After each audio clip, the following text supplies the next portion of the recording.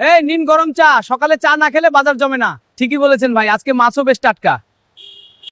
এই নিন টাটকা টমেটো, সকালে বাজার থেকে এনেছি। আমার দোকানে কিন্তু আজ বেগুন সবচেয়ে ভালো। শুনেন সবাই, এই বাজারে দোকান করতে হলে প্রতিদিন টাকা দিতে হবে।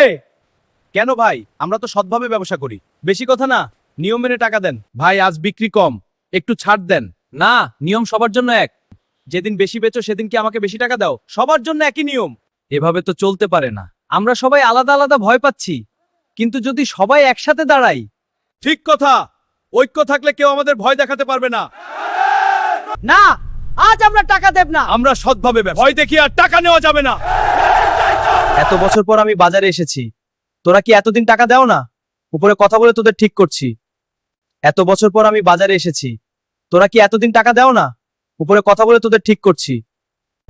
আজ আবার টাকা দিতে হবে।